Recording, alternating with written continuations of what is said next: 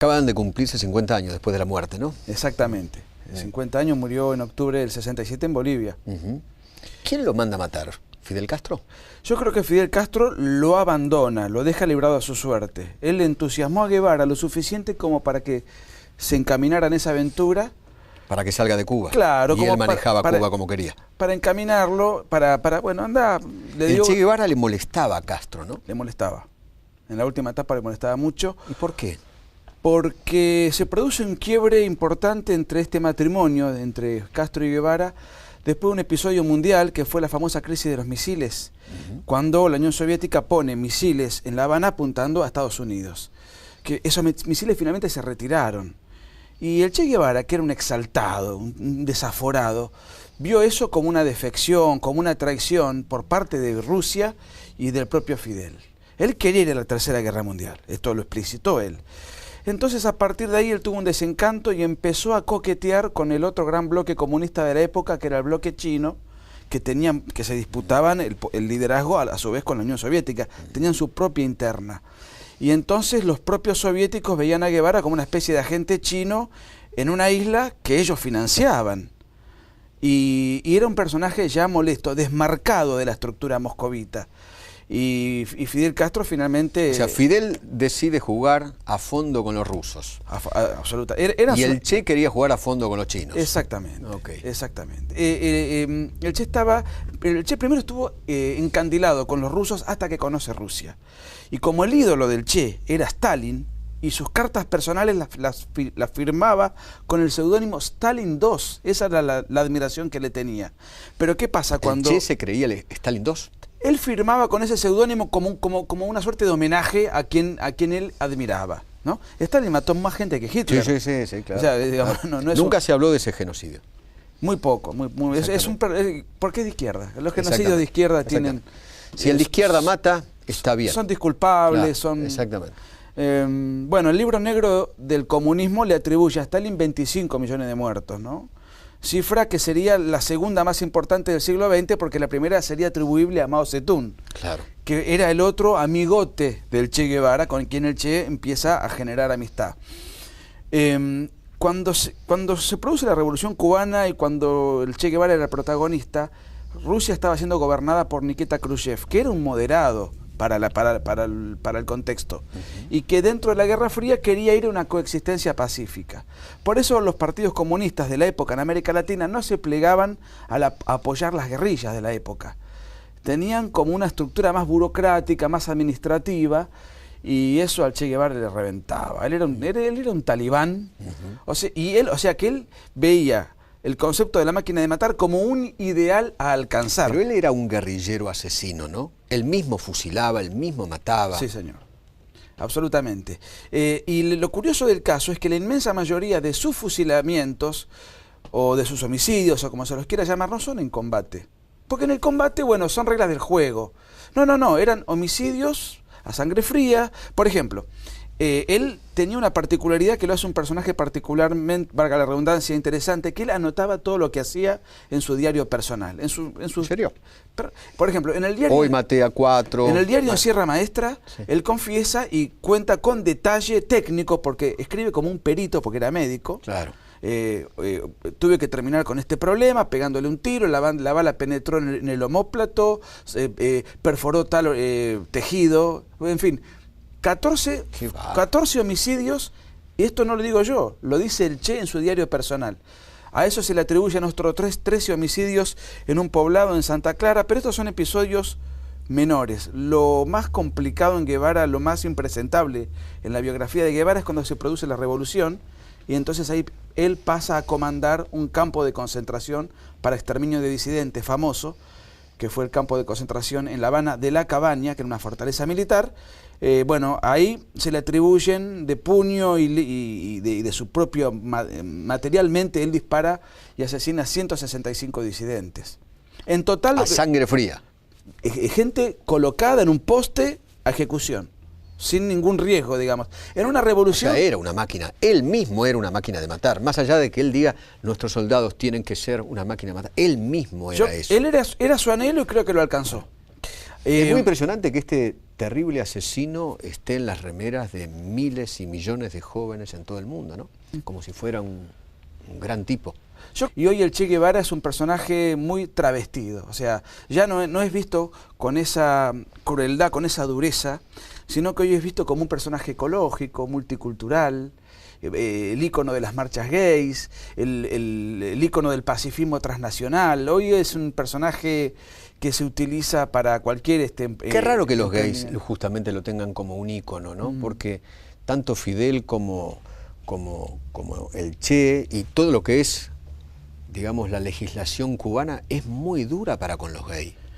Bueno, el primer campo de concentración para rehabilitación de homosexuales, no era para exterminio, sino rehabilitación, lo creó el Che Guevara en la península de Guanacaviles. Porque para el Che Guevara los gays, los homosexuales eran enfermos.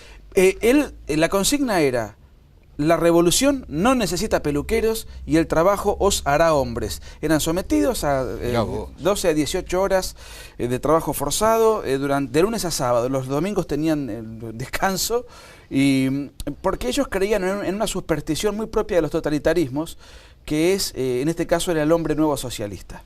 El hombre nuevo tenía que ser una máquina de acero, un tipo entregado, como viril, los nazis, un ario. Bueno, un ario, pero socialista. Era el superhombre, digamos, claro, pero en clave marxista. Tenía que tener cualidades dentro de las cuales la homosexualidad no tenía lugar. Y se suponía que la revolución y la dureza de la revolución y el trabajo forzado en los campos de concentración iba a convertir ese defecto. Esto se mantuvo en Cuba durante mucho tiempo. Recién en el 2010 Fidel Castro pidió disculpas. Una sola cosa más. Sí, claro. No era algo propio de Cuba. El artículo 121 del Código Penal soviético castigaba la sodomía, claro, con 5 años de trabajo forzado en los gulags, y en China, en el año 97, recién se derogó el delito que castraba a los homosexuales. Es curioso, 25 años después, en todas las marchas de género, los partidos de izquierda van a la vanguardia. Es increíble, es muy, muy increíble. Recuerdo en uno de los libros del Tata Joffre, él muestra una foto del Che Guevara con traje. Debe ser una de las pocas fotos que se lo ve con traje, ¿no? Cuando él fue como diplomático, ¿no? Te referís a una que está caracterizado de una manera muy irreconocible. Exacto, irreconocible. Claro, con traje, pero en realidad esas eran misiones clandestinas. Él no iba como Ernesto Guevara de la Serna. Exactamente, tenía un pasaporte falso, ¿no? Falsificado. Él, por ejemplo, cuando fue al Congo fue con un nombre específico. Cuando fue a Bolivia fue con otro apodo, con un pasaporte fraudulento, y simulaba ser un empresario uruguayo. Porque él ya era un delincuente internacional, en plena Guerra Fría no podía estar exhibiéndose, y efectivamente eran caracterizaciones muy bien logradas. Incluso le deformaron la mandíbula, le deformaron los dientes, lo hacían pasar por un hombre mucho mayor de lo que era. Che Guevara es un personaje que murió a los 39 años de edad. Muy joven. Muy joven. Nació en el 28, murió en el 67. Muy, muy joven. Acá encontré la foto, mira, venite acá un segundito, mira, esta es la foto. Es muy impresionante, está justamente con Fidel. Ahí la ves, mirá. Exacto. ¿Ves? Saco, corbata, sombrero, unos anteojos, y está con Fidel. Y Fidel le está entregando el pasaporte, en ese momento. Eso fue previo a su última aventura en Bolivia. Eso fue previo a su última aventura en Bolivia. Esto indica también que Fidel lo quería afuera, ¿no? Que no. Bueno, yo me entrevisté para hacer el libro incluso con militares bolivianos que participaron del operativo de captura, y me confirmaban, por ejemplo, que todos los contactos locales que tenía el Che fueron quitados. El propio Castro se encargó de llamarlos y llevarlos para Cuba. Le dieron comunicaciones rotas, no le dieron la logística. Le dijeron que el Partido Comunista lo iba a apoyar, y el Partido Comunista Boliviano en ningún momento se había comprometido a apoyarlo. Es decir, Fidel Castro lo engañó. Inclusive hay una cosa muy interesante. Cuando Guevara es capturado y durante 2 días estuvo en el sur de Bolivia hasta que finalmente lo ejecutan por orden del gobierno boliviano. ¿Ahí estuvo metido la CIA también o no? Claro, la CIA estuvo metido. Y lo que quería la CIA era que viva Guevara, porque lo querían llevar, creo que a Panamá, y ellos tenían todas las pruebas y las evidencias rotundas de que Guevara había sido abandonado y que Fidel Castro lo había traicionado. Claro. Entonces, Guevara conocía tanto el poder cubano y tantos aspectos jugosos también del poder soviético, que si suponían, si logramos persuadirlo de esto, a lo mejor por despecho o para negociar. Juega para nosotros. Y nos pasa un montón de información. Los norteamericanos dijeron, este va a jugar para Esa nosotros. fue la pretensión. O sea, curiosamente Estados Unidos quería salvarle el pellejo. Y tuvo una especie de tironeo, ¿no?, de tensión con el gobierno boliviano. Y el gobierno boliviano se puso firme, la CIA finalmente respetó. Dijo, no, este es un mercenario que vino a invadir a mi país con cubanos a atentar contra un gobierno. Claro, los bolivianos no querían que les pase como en Cuba, ¿no? Pero además hay un dato interesante, Eduardo, que no se suele decir. El gobierno boliviano acababa de ganar con el 66% de los votos. Claro. No era una dictadura fascista, era un gobierno popular, guste o no. Y este personaje viene con mercenarios cubanos a imponernos un sistema y mató en Bolivia, él y los suyos, 49 bolivianos. Soldados. No se sabe mucho, ¿eh? 49 en total. Entonces nosotros vamos a aplicarle la medicina que le corresponde. Eso fue lo que hizo el presidente René Barrientos y al día siguiente el Congreso Nacional Boliviano, con el voto unánime, condecoró a Barrientos por la decisión tomada. Nosotros sostenemos que la izquierda necesita del conflicto. La izquierda, en paz, en armonía, en un ambiente de buena convivencia, no tiene razón de ser. Y si no hay conflicto, lo tiene que fabricar. Entonces, en los últimos 25 años aparecieron expresiones de conflicto que antes no existían. Y siempre busca violencia, siempre busca heridos, y si puede conseguir un muerto, mejor. Y necesita el conflicto y lo tiene que inventar. Exactamente. Por ejemplo, ahora está el conflicto, el feminismo, en el momento en el cual las mujeres son presidentes de cualquier país de Occidente. Son líderes. Líderes, ministros.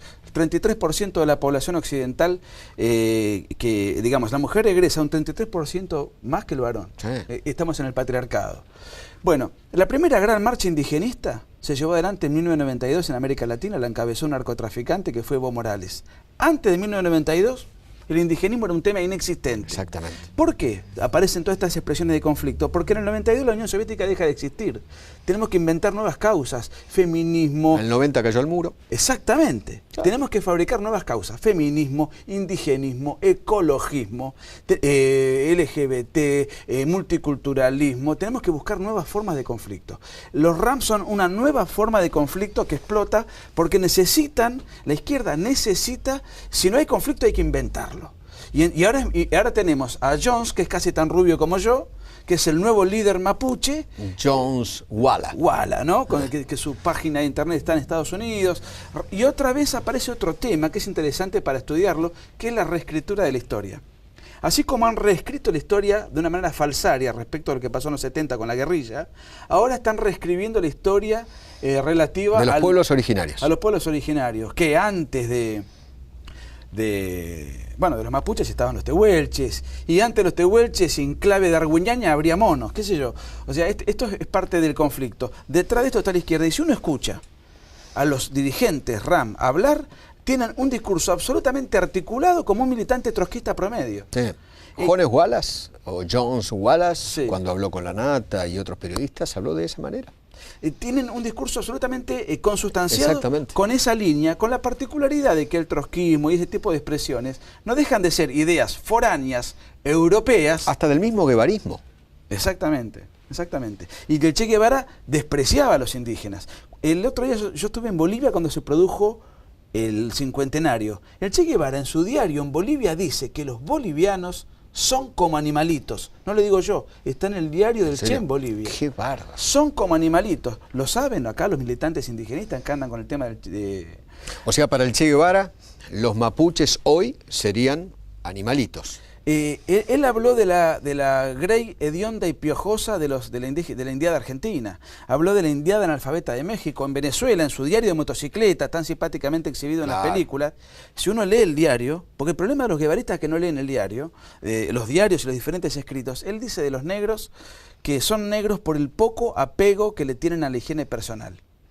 Sucios, los trata de sucios. Los trata de sucios y dice textualmente, a diferencia de la tradición europea, que es próspera y progresa, el negro vive borracho, se gasta sus pesitos en burdeles y en emborracharse. O sea, para el Che, el negro era sucio y vago. Él hablaba como un hispanista recalcitrante. Claro. de esa época. Entonces, acá yo creo que el combate que tenemos es por la cultura. El combate ya no es con balas.